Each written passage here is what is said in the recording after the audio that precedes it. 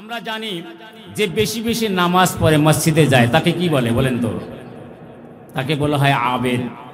সবচাইতে বেশি দিন যে ইবাদত করে মসজিদে বেশি বেশি যায় তাকে বলা হয় আবেদ। বনি ইসরাইল রায়াতের মধ্যে কিতাবেলা লেখে বনি ইসরাইল বংশের মধ্যে একজন আবেদ ছিল। 100 বছর পর্যন্ত আল্লাহর ইবাদত করতে। কয় বছর?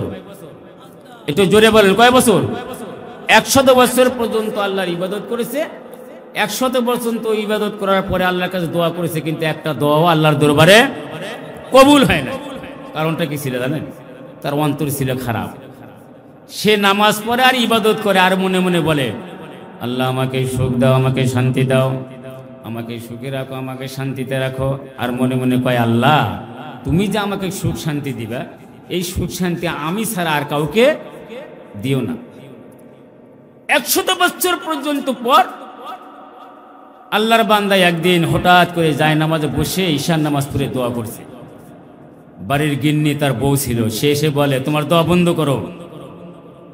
স্বামী বলে, কেন দোয়া বন্ধ করবো? বলে, তুমি যতই 100 বছর পর্যন্ত আল্লাহর ইবাদত করো, তোমার একটা দোয়া কবুল হবে না। আজকে দোয়া করছে, এই দোয়া তোমার কবুল হবে না। আচ্ছা বলেন তো, কোন স্ত্রী যদি স্বামীকে কথা বলে, স্বামী খুশি হবে না বেজার হবে? খুশি হবে না বেজার হবে? এবার আল্লাহর বান্দা গাট্টি গুট্টি বেঁধে বলে, আমি মনে করছি 100 বছর পর্যন্ত আল্লাহর ইবাদত করলাম, একটা দোয়া কবুল হলো না। মনে মনে আমি চিন্তা করেছিলাম যে হয়তো আল্লাহ আমাকে ভালোবাসে না, আল্লাহ আমাকে দেখতে পারে না। কিন্তু এখন দেখি ঘরের বিবিও দেখতে পারে না। আমি আর এই দেশে থাকবো, বাড়িতেই থাকবো না। বনি ইসরাইল রায়াতের মধ্যে লেখে, আল্লাহর বান্দা গাট্টি টোপলা বেঁধে এবার স্ত্রীকে বলল যে আমার যে অন্তর খারাপ, তুমি প্রমাণ দেখাতে পারবে? আল্লাহর বান্দি কয়, একটু কেন, হাজার হাজার প্রমাণ আছে, তুমি জানি প্রমাণ চাইলাও, একটা দে। হ্যাঁ দাও।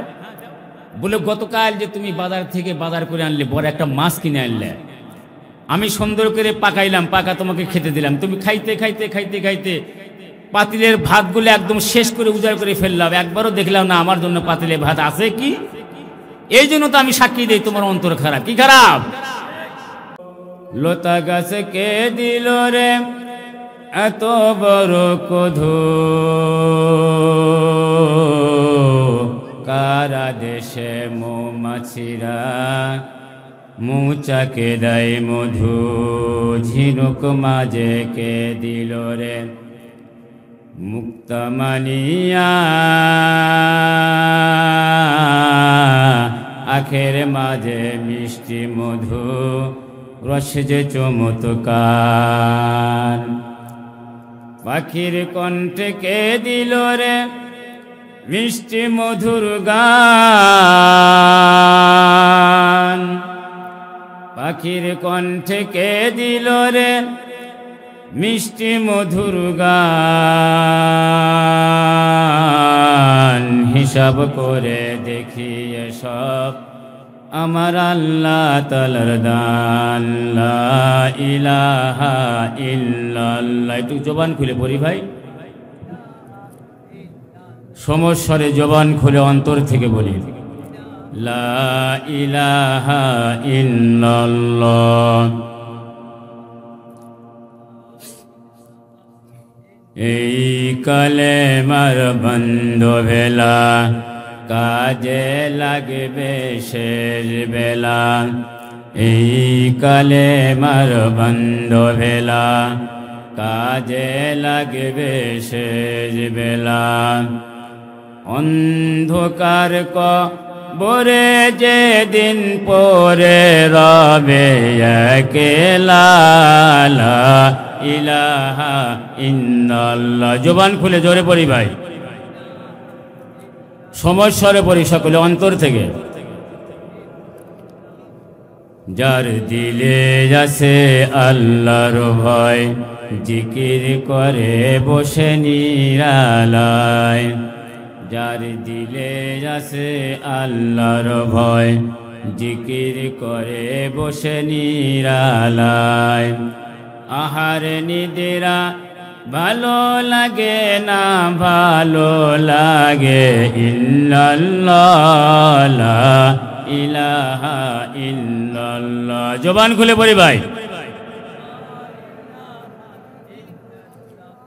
লা ইলাহা ইল্লাল্লাহু মুহাম্মাদুর রাসূলুল্লাহ। সকলে জবান খুলে পড়ি সাল্লাল্লাহু আলাইহি ওয়াসাল্লাম। উপস্থিত সদ্রাঞ্জমান সদরে জালসার শ্রদ্ধেয়ভাজন সম্মানিত সভাপতি হযরত উলামা ইকরাম, তোলাবায়ে আজিজ, অত্র এলাকার অত্র গ্রামের পিতৃ সমতুল্য মুরব্বিয়ান ইকরাম, স্নেহের কচিকাচারা, পর্দার আড়ালে দোয়ার খনি মাতারমণি মা ও বোনেরা, ওই আল্লাহ জাল্লা শানুর অশেষ শুকরিয়া জ্ঞাপন করতে জাল্লা রব্বুল আলামিন আমাদেরকে কনকনা শীতের মধ্যে থেকে এই রহমতি বরকতি সামিনা নিচে বসার তৌফিক দান করলেন। সেই মহিয়ান গরিয়ান স্রষ্টার শুকরিয়া আদায় অর্থে অন্তরস্থল থেকে জবান খুলে একবার পড়ে নেই আলহামদুলিল্লাহ, আরও জোরে পড়ে নেই আলহামদুলিল্লাহ। সম্মানিত উপস্থিতি, আলোচনা চলতেছিল, অল্প সময়ের মধ্যে আমি আপনাদের কাছ থেকে বিদায় নিয়ে চলে যাব। আজকের অনুষ্ঠানের প্রধান আকর্ষণ, প্রধান বক্তা আমাদের মাঝে এসে উপস্থিত হয়েছেন। কোরআন ও হাদিস থেকে মূল্যবান তাকরীর আপনাদের সামনে পেশ করবেন। উনি আসার শুরুতে, আসার প্রারম্ভে আমি আপনাদের মাঝে অল্প সময় একটু বিরক্ত করব।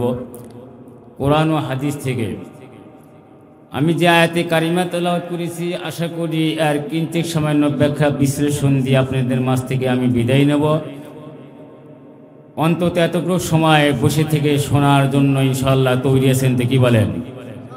ইনশাআল্লাহ তৈরি আছেন তো? সম্মানিত উপস্থিতি, আমি আপনাদের সামনে আয়াতে কারিমা তেলাওয়াত করলাম। তার সারমর্ম হচ্ছে, আজকে তামাম পৃথিবীর দিকে যদি লক্ষ্য করলে দেখা যায় মানুষ শান্তির নেশায় এবং পেশায় ব্যস্ত। বলেন ঠিক কিনা? তামাম পৃথিবীর মানুষ শান্তি খোঁজার জন্য দৌড়ের পর দৌড় দিচ্ছেন। আসলে শান্তি কি মানুষের আছে? বলেন আছে? অনেকে মনে করছেন টাকা পয়সার মধ্যে শান্তি, অনেকে মনে করছেন যে ব্যাংক ব্যালেন্সের মধ্যে শান্তি আছে, বড় বড় কলকারখানা ইন্ডাস্ট্রিজের মধ্যে শান্তি আছে। আসলে শান্তি কি আছে? শান্তি কোথায় বলেন তো?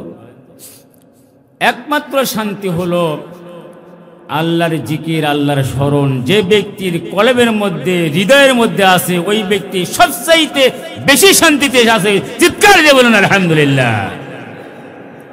এই শান্তিটা কেমনে পাওয়া যায়? এটা বোঝার বিষয় আছে না? এই জন্য আমি আপনাদের সামনে আয়াতে কারিমা তেলাওয়াত করেছি। রাসূলের অসংখ্য অগণিত হাদিস থেকে একখানা হাদিস আপনাদের সামনে পড়েছি।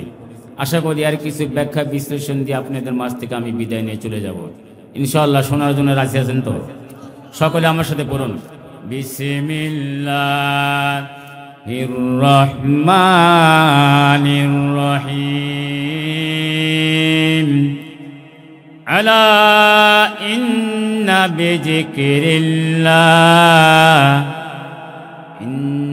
বিযিকরিল্লাহি তাতমাইন্নুল কুলুব। শান্তি একমাত্র মানুষের অন্তরে। অন্তরের শান্তি সবচাইতে বড় শান্তি।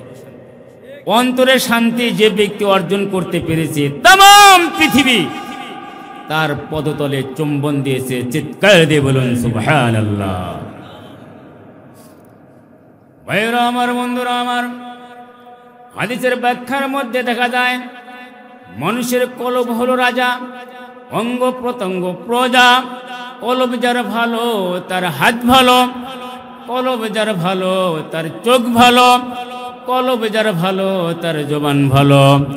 কলব যার খারাপ, বাহ্যিক অঙ্গ প্রত্যঙ্গ খারাপ। বলেন ঠিক কিনা? যে মানুষের অন্তরটা ভালো তার সবই ভালো। এই অন্তরের শান্তি দুনিয়াবি কোনো অনুষ্ঠানে, দুনিয়াবি কোনো মাহফিলে পাওয়া যাবে? বলেন, গান বাজনায় পাওয়া যাবে? অন্তরের শান্তি গান বাজনায় পাওয়া যায়? যাত্রায়, সিনেমায় পাওয়া যায়? এই শান্তি অর্জন হয় এই কোরআনুল কারিমের আলোচনা যে জায়গায় হয়, এই সমস্ত মাহফিলে বসলে এই শান্তি পাওয়া যায়। বাদশাহ হারুন আর রশিদ সকলের নাম শুনেছেন, সম্রাট ছিলেন। বাহলুল কি ছিল? বাহলুল পাগল ছিল, পাগল ছিল না? বাদশাহ হারুন আর রশিদ ওই বাহলুলের দরবারে গিয়ে ফকির এবং মিসকিনের মতো বসে থাকতো, কারণ অন্তরে শান্তি পাওয়ার জন্য। যে শান্তিটা পেলে মানুষ দুনিয়ার মধ্যে সবচাইতে সুখী হয়, সেই শান্তি পাওয়ার জন্য তিনি ফকির এবং মিসকিনের মধ্যে বসে থাকতেন। আজ আমি আপনাদের সামনে প্রশ্ন রাখি, যে মানুষটার অন্তর খারাপ, দিল খারাপ, আচ্ছা বলেন তো সেই মানুষ তো একাই ক্ষতিগ্রস্ত হয় না তার দ্বারা সমাজ ক্ষতিগ্রস্ত হওয়ার সম্ভাবনা আছে? জোরে বলেন, সমাজ ক্ষতিগ্রস্ত হওয়ার সম্ভাবনা আছে। যার অন্তর ভালো সে একাই উপকৃত হয় না তার দ্বারা গোটাল পৃথিবী নয় সমাজের মানুষ উপকৃত হতে পারে? সমাজের মানুষ উপকৃত হতে পারে। এই সম্পর্কে আমি আপনাদের সামনে একটু কিছু আলোকপাত করতে চাই ইনশাআল্লাহ। আমরা জানি যে বেশি বেশি নামাজ পড়ে মসজিদে যায় তাকে কি বলে বলেন তো? তাকে বলা হয় আবেদ। সবচাইতে বেশি দিন যে ইবাদত করে মসজিদে বেশি বেশি যায় তাকে বলা হয় আবেদ। বনি ইসরাইল রয়াতের মধ্যে কিতাবেলা লেখে, বনি ইসরাইল বংশের মধ্যে একজন আবেদ ছিল, 100 বছর পর্যন্ত আল্লাহর ইবাদত করতে। কয় বছর? একটু জোরে বলেন, কয় বছর? 100 বছর পর্যন্ত আল্লাহর ইবাদত করেছে। 100 বছর তো ইবাদত করার পরে আল্লাহর কাছে দোয়া করেছে, কিন্তু একটা দোয়াও আল্লাহর দরবারে কবুল হয় না। কারণটা কি ছিল জানেন? তার অন্তর ছিল খারাপ। সে নামাজ পড়ে আর ইবাদত করে আর মনে মনে বলে, আল্লাহ আমাকে সুখ দাও, আমাকে শান্তি দাও, আমাকে সুখে রাখো, আমাকে শান্তিতে রাখো। আর মনে মনে কয়, আল্লাহ তুমি যে আমাকে সুখ শান্তি দিবা, এই সুখ শান্তি আমি ছাড়া আর কাউকে দিও না। 100 বছর পর্যন্ত পর আল্লাহর বান্দা একদিন হঠাৎ করে যায় নামাজে বসে ঈশান নামাজ পড়ে দোয়া করছে। বাড়ির গিন্নি তার বউ ছিল, সে এসে বলে তোমার দোয়া বন্ধ করো। স্বামী বলে, কেন দোয়া বন্ধ করবো?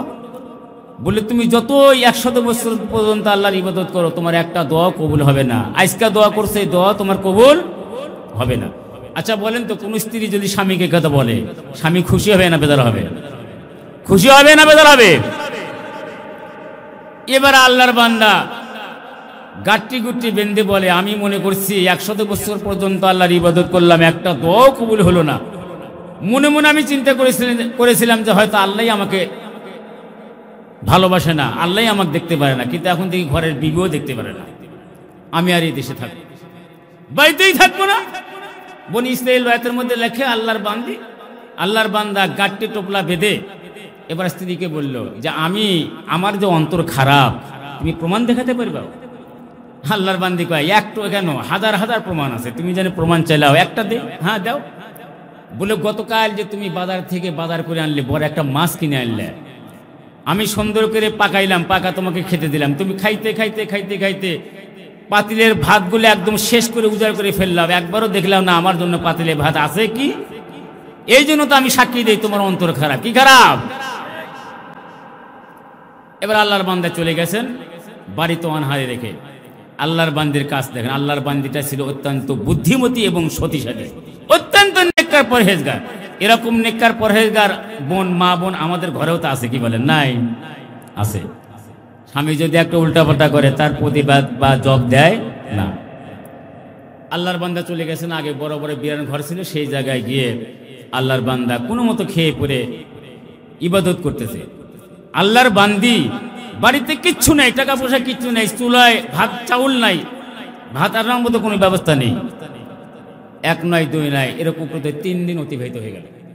এখন আল্লাহর বান্দি চিন্তা করে, আমি কি জন্য বললাম অন্তর খারাপ? বেচারা যদি বাড়িতে থাকতো অন্তত আমাকে বাহির থেকে খানা পিনা জোগাড় করে দিত, এখন তো তাও নাই। আমার বন্ধুরা, আমার আল্লাহর বান্দি মনে মনে চিন্তা করলেন, হায় রে, আমার স্বামীকে কি বললাম, আমার স্বামী তো আমার কাছ থেকে উঠে গেল এবং চলে গেল, এখন না খেয়ে আমি মারা যাবো। 3 দিন পর্যন্ত আমি কোনো খানা খেতে পারি না, ক্ষুধার যাতনায় মুখে ঘুম আসে না, চোখে ঘুম আসে না, মুখে কথা বলতে পারে না। চিন্তা ভাবনা করতে করতে করতে করতে আল্লাহর বান্দি হঠাৎ করে আসমানি আল্লাহকে নিজের কলমের মধ্যে বসিয়ে নেয়। চিৎকার দিয়ে বলুন মারহাবা। 3 দিন পর হঠাৎ করে একদিন আল্লাহর বান্দি ঈশার নামাজ পড়ে যায় নামাজে বসে আল্লাহর কাছে দোয়া করে। কি দোয়া করে শুনবেন? আমাদের মা বোনরা তো দোয়া করার ভাষাও জানে না। আল্লাহর বান্দি ঈশার নামাজ পড়ে আল্লাহর কাছে দোয়া করছে, রব্বুল আলামিন, আমার জীবন, আমার যৌবন, আমার ভালো, আমার মন্দ, আমার জীবনের স্বাচ্ছন্দ্য তোমার কুদরতি হাতে সুপর্দ করলাম। আমার বিশ্বাস যে নিজের জীবনকে তোমার কুদরতি হাতে সুপর্দ করে সে কোনোদিন বিপদে থাকে না। পাশাপাশি আল্লাহর বান্দার একটি দোয়া করলেন, রব্বুল আলামিন, আমাকে তুমি সুখে রাখো এবং শান্তিতে রাখো, আমার পাড়া প্রতিবেশী, আমার গ্রামবাসীকে সুখে রাখো এবং শান্তিতে রাখো। আমাকে খানা পড়ায় কষ্ট দিও না, আমার গ্রামবাসী, আমার পাড়া প্রতিবেশীকে তুমি খানা পড়ায় কষ্ট দিও না। তাদের অভাব অভিযোগগুলো তুমি দূর করে দাও, পরে আমার অভিযোগগুলো তুমি দূর করে দাও। এমন করে দোয়া করার পর আল্লাহর বান্দি ঘুমিয়ে গেলেন। কিতাবওয়ালা লেখে সারা রাত চলে গেলে কোনো ব্যবস্থা হলো না। বন্ধুরে, দিন চলে যায়, কোনো ব্যবস্থা হয় না, ক্ষুধার যাতনায় ঘুম আসে না। হঠাৎ করে পরের দিন ঈশার নামাজ পড়ে আল্লাহর বান্দি চোখের পানিগুলো ছেড়ে ছেড়ে আল্লাহর দরবারে দোয়া করলেন, রব্বুল আলামিন, কোনোদিন আমি তোমার কাছে কিছু চাই নাই রে খোদা। হে আল্লাহ, 3 দিন পর্যন্ত আমার ঘরে চুলা জ্বলে না, ক্ষুধার যাতনায় আমার চোখে ঘুম আসে না। আল্লাহ গো, তোমার কাছে আমি দোয়া করলাম, আল্লাহ যদি আমার দোয়া তুমি কবুল করো, আমাকে ভালোবাসো, তুমি যদি না খেয়ে আমাকে মৃত্যুবরণ করো, আমি কারুর কাছে বলবো না, কারুর দ্বারা আমি হাত পাতবো না। আল্লাহ, আমার বিশ্বাস, আমার জীবনকে তোমার কুদরতি হাতে সুপর্দ করলাম, আমার বিশ্বাস তুমি আমাকে নৈরাশ করবা না। চিৎকার দিয়ে বলুন মারহাবা। দোয়া শেষ, আল্লাহর বান্দি ঘুমিয়ে পড়লেন। ঘুমের ঘরে হঠাৎ করে শেষ রাত্রের দিকে আল্লাহর বান্দি স্বপ্নে দেখে, চমৎকার একখানা স্বপ্ন, শুনবেন। আল্লাহর বান্দি দেখলেন, ঘুমের ঘরে স্বপ্নে দেখছেন, হঠাৎ করে একজন মানুষ, যুবক, সুন্দর চেহারা, পাগড়ি মাথায়, জুব্বা গায়ে, আল্লাহর বান্দির সামনে এসে হাজির। বলুন সুবহানাল্লাহ। আমাদের মা বোনদের মধ্যে এরকম গুণ আছে, কি বলেন নাই? আগন্তুক ব্যক্তি এসে বলে, আল্লাহর বান্দিরে, তোমার নিজের জীবন এবং যৌবনকে তুমি আল্লাহর কুদরতি হাতে সুপর্দ করে দিয়েছ। তুমি জাতির মঙ্গল কামনা করেছ, পাড়া প্রতিবেশী, গ্রামবাসী, মহল্লাবাসী দিকে লক্ষ্য করে তাদের জন্য তুমি মঙ্গলের দোয়া করেছো, ভালোর দোয়া করেছো। আমার আল্লাহ খুশি হইয়া জান্নাত থেকে একখানা নিয়ামত তোমার জন্য পাঠাইছে। চিৎকার দিয়ে বলুন মারহাবা। কোথায় থেকে পাঠাইছে? জান্নাত থেকে একটা নিয়ামত পাঠাইছে। আল্লাহর বান্দি, এই নিয়ামতখানা তুমি লো এবং এই নিয়ামতখানা নিয়ে তুমি আল্লাহর কাছে দোয়া করো, আল্লাহ দোয়া কবুল করো।